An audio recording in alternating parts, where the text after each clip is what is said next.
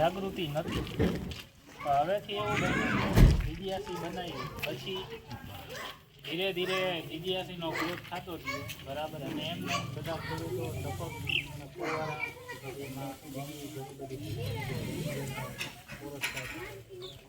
આ બધી વસ્તુ છે બરાબર એ જીજીઆસી દ્વારા સબસિડી આપે. હવે હું સબસિડીની વાત કરું તો હાલમાં 70% જેવી સબસિડી આપવામાં આવે છે બરાબર. એ તમે 70%માં કોઈ પણ પદ્ધતિ લઈ શકો. જેમ કે ફુવારા લેવો હોય તો એ પણ લઈ શકો, ટપક પદ્ધતિ લેવી હોય એ પણ લઈ શકો. રેઇનગનનો જે અહીંયા કોઈને ખબર નહીં હોય, રેઇનગન એવી વસ્તુ છે કે જે બાગાયત પાક હોય ને એમાં ઉપયોગ થાય, ખાસ કરીને રેઇનગન એવી વસ્તુ છે.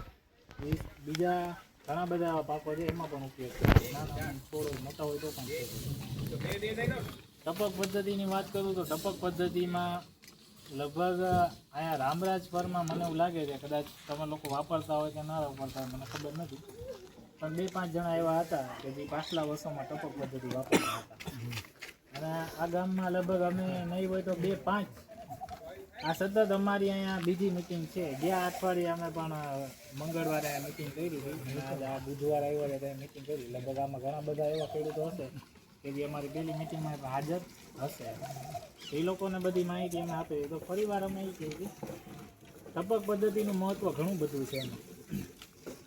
ઠીક છે, આપણે અહીંયાથી કેનાલ દ્વારા પાણી મળે છે બરાબર, અને તમને બધાને ખબર હશે, તમે બધા ખેતી કરો છો બરાબર. તો ક્ષારના પ્રશ્ન સૌથી વધારે આપણે અહીંયા જ આવે. મીઠું પાણી રહ્યું બરાબર, એટલે મીઠું પાણી જમીનમાં ઉતરે, અને જમીનમાં ઉતરે એટલે જમીનનો જે ક્ષાર હોય એ ઉપર આવે. જમીનનો ક્ષાર જેવો ઉપર આવે બરાબર એટલે શું થાય, મૂળ હોય, મૂળના ઘણા બધા રોગ થાય. જેમ કે કપાસમાં થાય છે, તમે કદાચ એવડા કરો તો એવડામાં મૂળનો કોહવારો ને આ બધી વસ્તુ થાય. એટલે ટપક પદ્ધતિ એવી છે કે જે તમે વાપરો ને બરાબર તો ટીપે ટીપે છોડને અથવા મૂળને પાણી મળે. અને પ્લસ કે જે ક્ષાર હોય બરાબર એ જમીનમાં ઉતરે, અને આજુબાજુ ક્ષાર કદાચ તમે સફેદ રીંગ થઈ જાય છોડની આજુબાજુ, કદાચ જોયું હશે ને. એ રીંગ થઈ જાય એનું કારણ અમુક એમ કે સાહેબ આ રીંગ કેમ થઈ જાય છે, એના કારણે કે ક્ષાર એ ઉપર આવે છે. હા તો ક્ષાર ઉપર જ આવે, કેમ કે પાણી નીચે જેમ ક્ષાર ઉપર આવે એટલે અમુક ટાઈમ એવું થાય કે ખેતી તમે રેડ પાણી ક્ષાર બધો તમારો હોય વયો જાય. એટલે ટપક પદ્ધતિ આ રીતે કામ કરે છે. 70% સરકાર દ્વારા તમે સબસિડી આપવામાં માંગે છે બરાબર. પ્લસ બીજું કે તમે 7 વર્ષ સુધી 5 વર્ષ સુધી તો સરકાર તમને ગેરંટી આપે ટપક. તમારે કોઈ પણ પાક ટપકનો બગડી જાય અથવા તો નુકસાન થઈ જાય બરાબર એ તમને બદલાવી દે. જીજીઆસીમાં ટોટલ 55 કંપની છે કે જે જીજીઆસી સરકાર વતી બધું ટપકનું મટીરિયલ તમને સપ્લાય કરે. હવે તો પહેલાં તો આપણે નહીં ખબર પડી જાય કે ટપક પદ્ધતિ આપણે લેવી હોય તો આપણી જમીન કેવી હોય. જમીન તો કોઈ પણ આવે, અમુક એમ કે અમારા પથરાળ જમીન છે બરાબર તો એમાં ટપક થાય કે નહીં. તો આ જે ટપક પદ્ધતિ છે એનો કન્સેપ્ટ જ એવો છે કે પથરાળ જમીન હોય ને એમાં પણ થાય બરાબર. અને આમાં જે પાણી આપણે આપી દઈએ બરાબર એ પ્રેશરથી પાણી આપી દઈએ આપણે, 2.5 kgનો પ્રેશર આવે એ દ્વારા તરત આખી સિસ્ટમ ચાલે. અને મેઇન ફાયદો આમાં એ થાય કે તમારું ખાતર બચે, તમારે જે ખડ ને આ તે થાય એ બધું થતું નથી બરાબર. બીજી વસ્તુ એ કે આમાં વીજળીનો પણ બચાવ થાય. ઓલું આપણે ડીઝલ વાપરીને આપણું ડીઝલ ઘણું બધું ભરી જાય બરાબર. આમાં એ એક પ્રશ્ન આવતો નથી. ખાતરનું તમને વ્યવસ્થાપન કહું તો આમાં ઘણા બધા પાણીમાં દ્રાવ્ય ખાતર આપણે ઉમેરી શકાય. જેમ કે 19-19 છે, 0-52-34 છે, 00-50 ખાતર છે બરાબર. તો એનો સારી રીતે આપણે કાર્યક્ષમ ઉપયોગ કરીએ. આ બધા ખાતર અલગ અલગ પાકની વ્યવસ્થા પ્રમાણે આપણે આપવા પડે. જેમ કે ફૂલ ભમરી ને એવું બધું કપાસમાં આવતું હોય તો 19 આપવું પડે. પછી કપાસનું છેલ્લું ઝીંડવા ના તે બધું બંધાતું હોય તો 0-52-34 આપવું જોઈએ. જેમ કે એને ફોસ્ફરસ અને પોટાશની વધારે જરૂરિયાત છે ઝીંડવામાં. બીજું એ કે કદાચ તમારે પાછળથી બીજી સબસિડી લેવી હોય આમાં જીજીઆસીમાં બરાબર તો 7 વર્ષ પછી તમને વળી પાછી એ જ ખાતા નંબર હોય કે સર્વે નંબર હોય બરાબર એમાં તમને પાછી સબસિડીમાં એનો ઘટાડો થઈ જાય. હવે નાના ખેડૂત હોય જેને 1 હેક્ટર કરતાં 2 હેક્ટર કરતાં ઓછી જમીન હોય બરાબર એના લગભગ 55% સબસિડી મળે, અને વધારે જે છે એમાં 45% હવે બધાને એમ થતું હશે કે સબસિડી તો 70% મળે તો હું લાખ રૂપિયાનો અમે ખર્ચ કરી તો 70,000 સબસિડી મળે અને 30,000 અમારે ભરવાના છે. તો સરકારની આ એક જ એવી સ્કીમ છે કે જેમાં તમારે પૈસા હે ને કઈ રીતે ભરવાના, સબસિડી કપાય ને તમારે પૈસા ભરવાના થાય. હવે આપણે સરકારની બીજી ખેતીવાડી ખાતાની યોજનાઓ છે, જેમ કે ટ્રેક્ટર આપણે લઈએ, તાર મશીનરી લઈએ, વાવણીઓ લઈએ, બરાબર, ગમે એ બીજી વસ્તુઓ ગમે એ લઈએ, એમાં પૂરેપૂરા પૈસા ભરી દેવા પડે. સરકાર પછી પાછળથી ખાતામાં સબસિડી નાખે. હવે તો ટ્રેક્ટરની સબસિડી 1 લાખ રૂપિયા જેવી થઈ ગઈ છે. પહેલાં 55,000 45 જેવી હતી, હવે 1 લાખ. તો આમાં તદ્દન ઉલટું છે એમ જીજીઆસીમાં.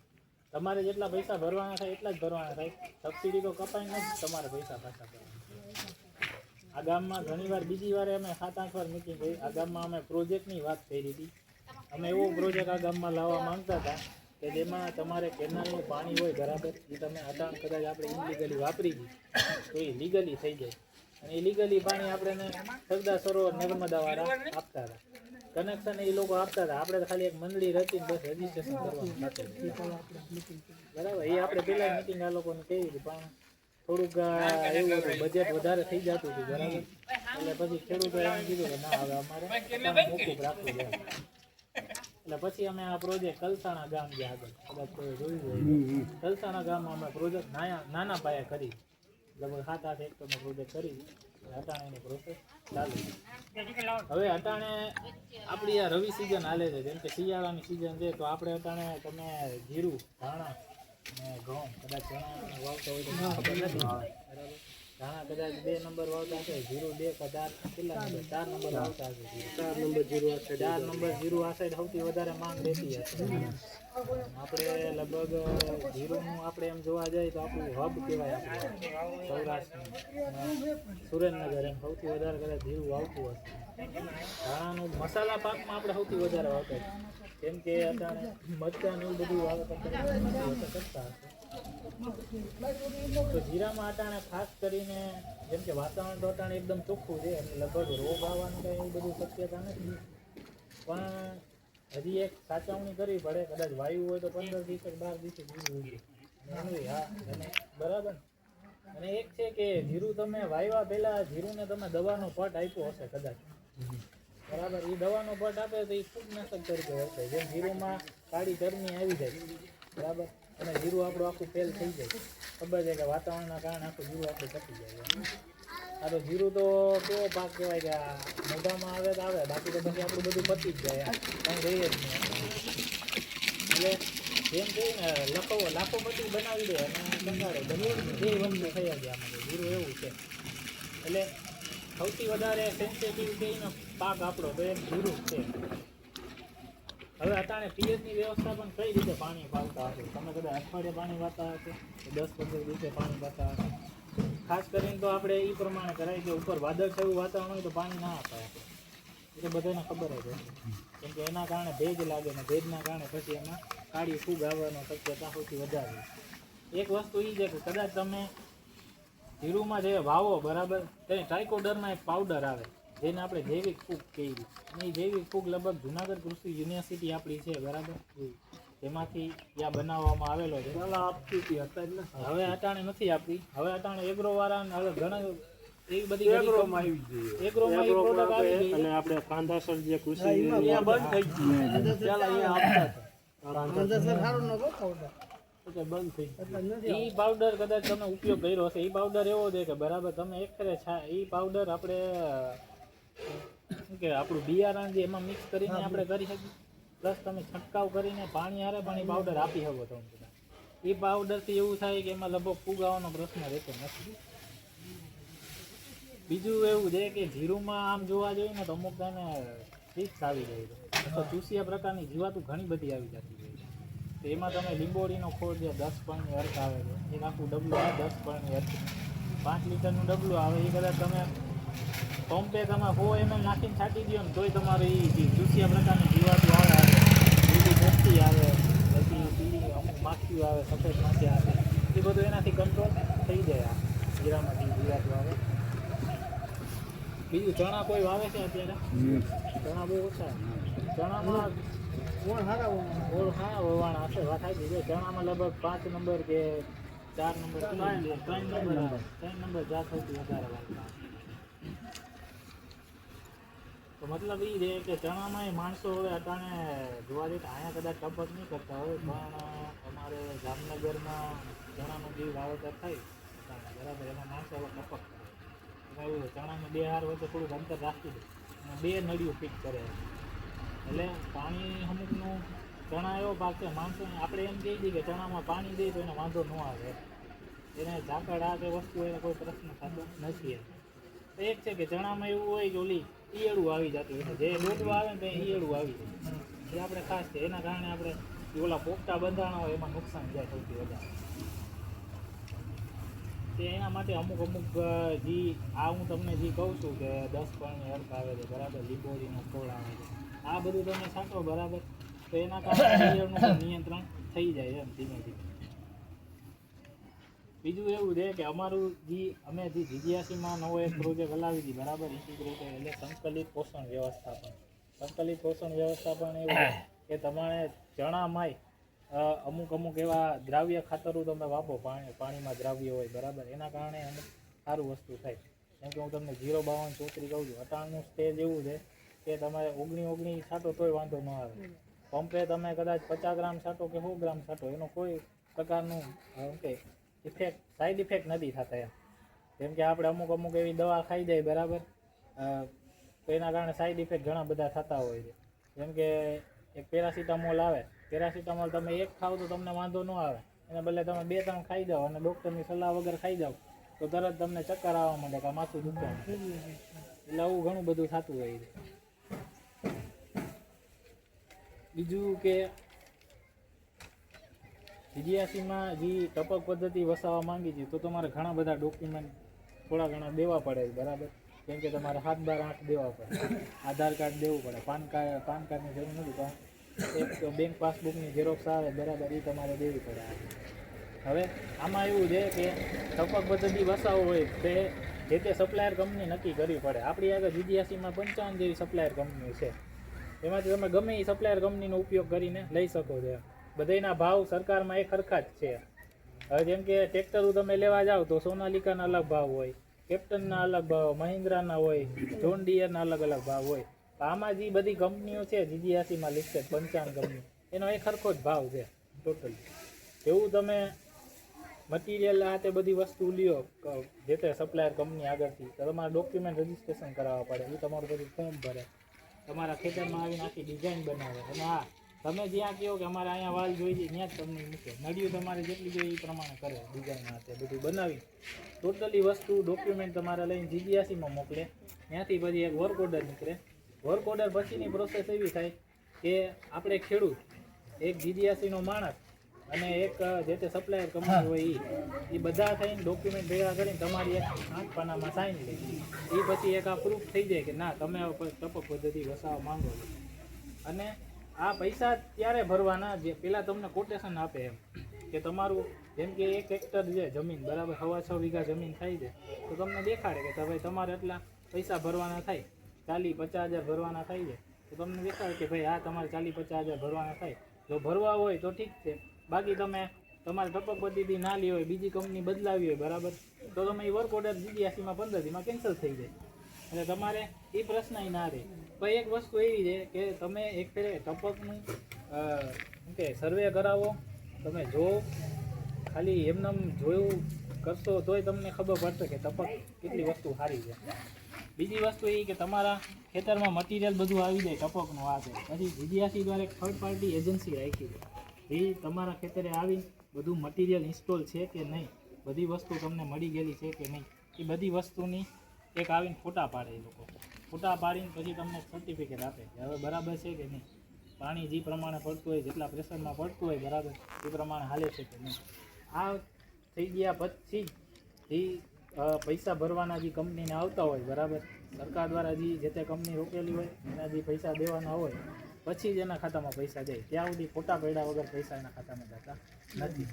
બીજું એવું છે, તમને પહેલાં જ કીધું કે આ અમારી જીજીયાસીની સબસિડી એવી છે કે પહેલાં પૈસા ભરવાના નથી, પછી જ તમારે પૈસા સબસિડી કપાઈને જ તમારે બધા પૈસા ભરવાના થાય, ત્યાં સુધી તમારો કોઈ પ્રશ્ન આવતો નથી. અને એક છે કે અમુક આપણે વિસ્તાર એવાય છે ડાર્ક ઝોન, કે જેમાં પાણીના તળ સૌથી ઊંડા હોય. આપણે અહીંયા કેટલા છે 500-600 ફૂટે આવી જાય કે પેલા આવી જાય? 5 ફૂટે આવી જાય. રોટલી ન બને, ખારું ન બને, ખારું દૂધવાળું આવે, રોટલી ન બને એની. હવે તમને કદાચ એમ થતું હશે કે ખારું પાણી કેમ આવે છે. હવે તમે આ બધું મીઠું પાણી વાપરો છો બરાબર. હવે મીઠું પાણી તો જમીનમાં જાય એટલે પછી ઉપર ખારું પાણી આવે કે નહીં? એ કુદરતનો નિયમ છે. ત્યારે આવતું હવે તો વધારે આવે કે નહીં? ખારું જ પાણી આવે. હા, એમાં શું હે આ બોરના ની આમ કેમ બધે બોર ની હે કુવા હે મીઠા પાણી આપણે ત્યાં અહીંયા 300 ફૂટ કે 400 ફૂટે જાય ને એટલે 500 ફૂટે કોઈ મીઠું પાણી આવે બરોબર, પણ ઈ આપણે અંદરથી ઉઠાવતા જ નથી. પછી ભેજ તો અહીંયા જ રહેવાનો હે, થોડો અંદરથી ઉઠાવતો હોય ભેજ એ થોડોક હેઠે જાય ને નો આવે આપણે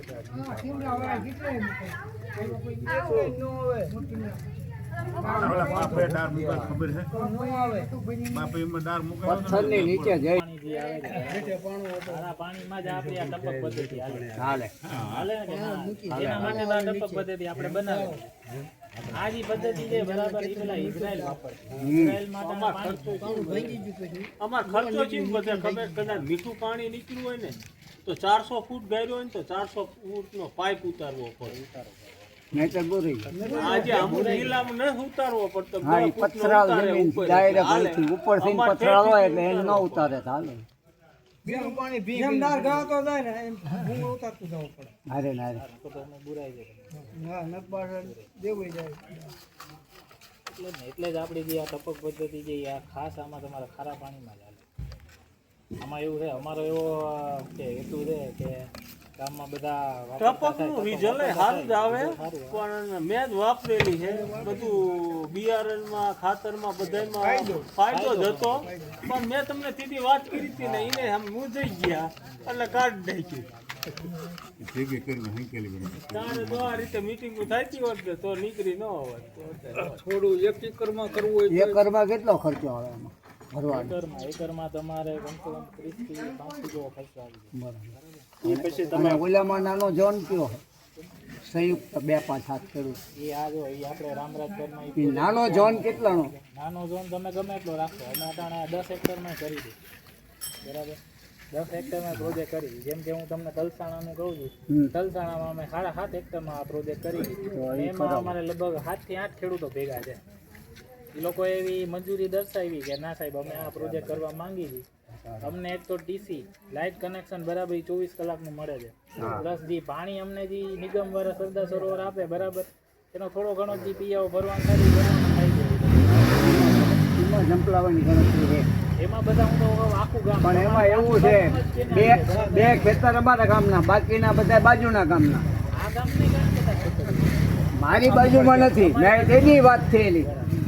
તમારી બાજુમાં જેટલા 7-8 ખેડૂતો ભેગા થતા હોય બરાબર, બે જ ખેતર આપણા ગામના. જાંબુડા હોય તો હાલે નહીં તમારો ના તમારે પછી એનો અપનાવવા માંગતા હોય તો તમારે જેટલી જીડીએસમાં રેગ્યુલર સબસિડી પ્રમાણે જે ટપક આપી હતી ને એ પ્રમાણે તમારે કરવી પડે. ભલે તમારે 2 ખેતર હોય છે, પછી પાણી આપે છે કેનાલમાંથી રેગ્યુલર પાણી આપી એ પ્રમાણે ના આપી આવી. જેમ કે 2 માં મંજૂરી આપે નહીં ને પછી હા એમ ખર્ચો જો 2 માં મંજૂરી આપે તો સરકારને કેવડો ખર્ચો વધે. એ તો આ હું વાત કરું છું. અહીંયા ખાલી રામરાજપરમાં 18 હેક્ટરમાં જ ખાલી કેટલો ખર્ચો થતો હતો?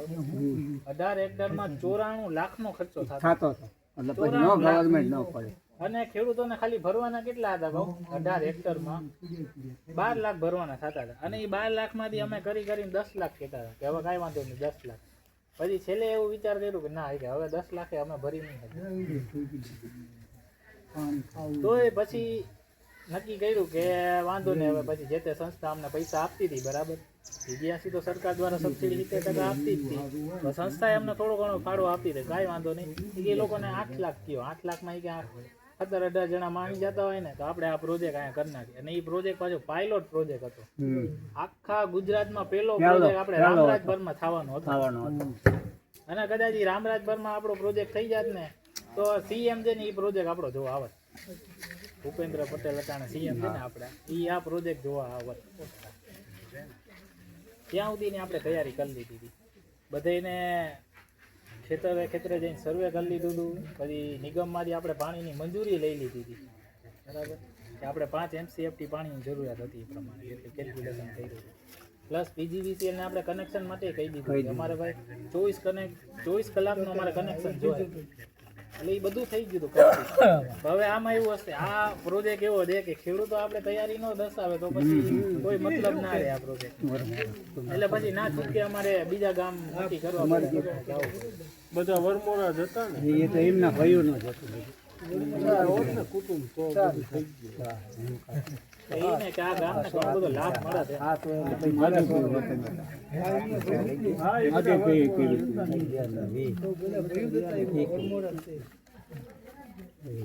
તો આજની આપણી જે મીટિંગ હતી આપણે પૂરી કરવી છે અને કોઈને કોઈ પ્રશ્ન પૂછવો હોય તો આપણે વિનોદભાઈને પૂછીએ કોઈ ડ્રીપને લગતા અથવા શું કહેવાય ખાતર લગતા કોઈ દવાને લગતા 18 લાખ નો ભાગ